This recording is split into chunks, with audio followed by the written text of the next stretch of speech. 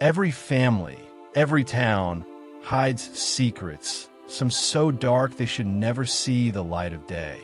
They fester in the silence between whispers, in the glances exchanged across a dusty street, in the unspoken fear that becomes part of the very soil. This is the story of one such secret, a shadow that fell over the small town of Brook Haven, Missouri, in the long, hot summer of 1897. It is the story of a boy named Samuel Whitlock, whose chilling grin became the town's nightmare, and whose legacy of terror would outlive him, echoing through the halls of memory long after the gunsmoke cleared. The summer of 1897 in Brook Haven was a tapestry of heat and quiet routine. Farmers worked their fields from sunup to sundown.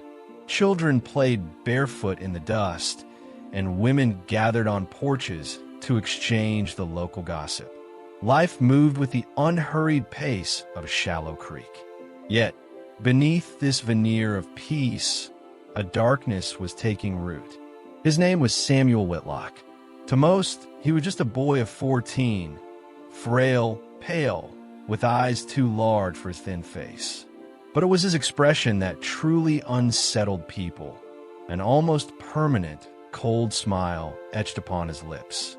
It was not a smile of joy or warmth, but something carved and unchanging, as if he knew things others did not. Neighbors would fall silent as he passed, walking the edges of cornfields, his small figure framed by rustling stalks, that unsettling curve never leaving his mouth. Samuel lived with his weary mother, Martha, in a crumbling farmhouse on the town's outskirts.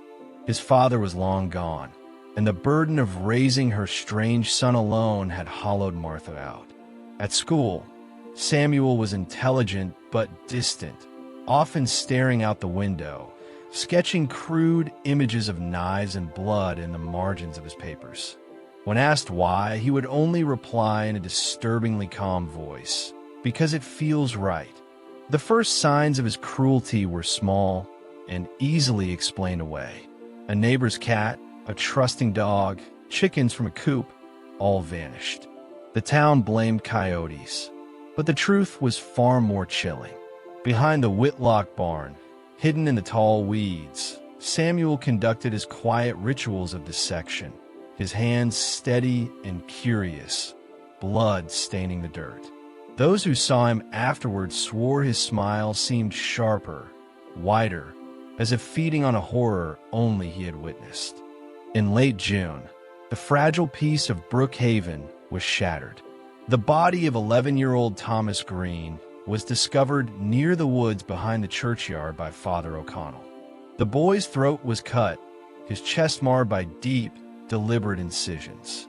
His arms were folded across his chest with a ritualistic care that chilled the most hardened men. Suspicion, a silent and heavy ghost, immediately settled on Samuel. Children whispered that he had been watching Thomas the evening before, his smile wider than ever. But without concrete evidence, the town hesitated. How could a boy of 14 commit such a calculated evil?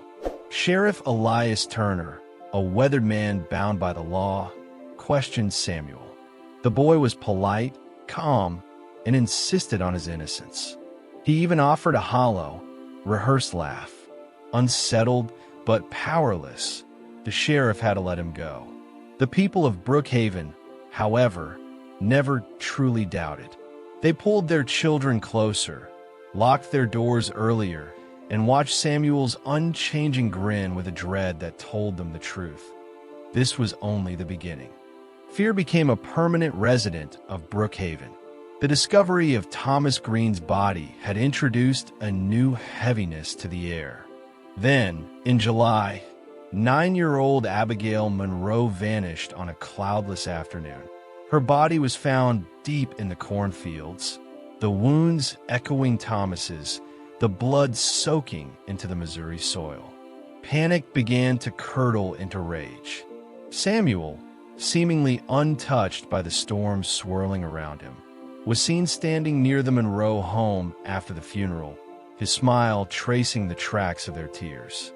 When an older woman, Mrs. Dale, confronted him, he leaned close and whispered, "Why ask me when you already know?" The town was now convinced.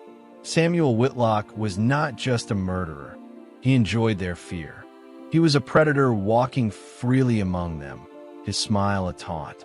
Sheriff Turner felt the pressure mounting, but the law remained a cage.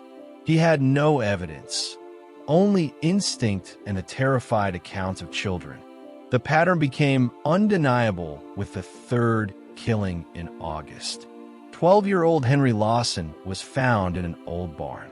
The familiar wounds were there, but this time, a new detail was carved into his chest, a wide, shallow curve, a smile. Samuel's calling card was now etched in flesh. The town was no longer whispering about a killer. They were facing a boy who wanted them to understand his work.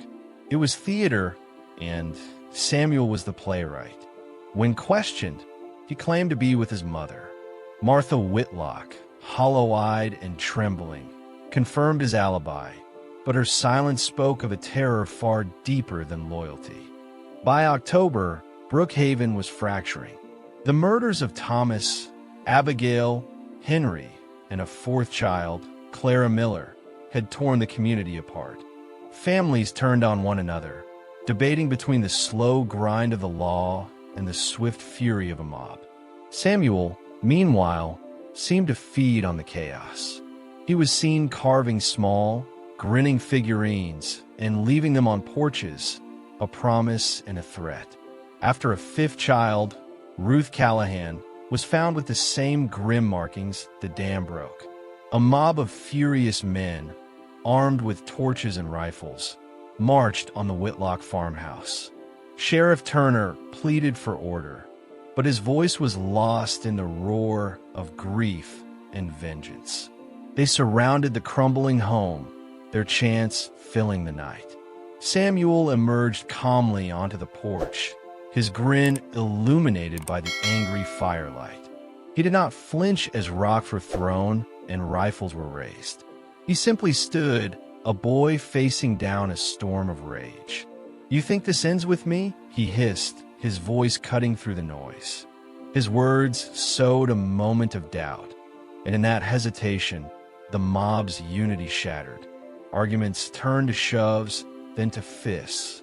A gunshot rang out, not aimed at Samuel, but at a neighbor. In the ensuing chaos, a torch was thrown, and the Whitlock farmhouse was engulfed in flames. Sheriff Turner, choking on smoke and despair, dragged Samuel from the scene and locked him in the town jail. As the farmhouse burned, the mob carried away their own dead, their fury spent not on the boy, but on themselves. Samuel had won without lifting a finger. Locked in a cell, Samuel's power seemed to grow. He hummed funeral hymns, his grin never fading.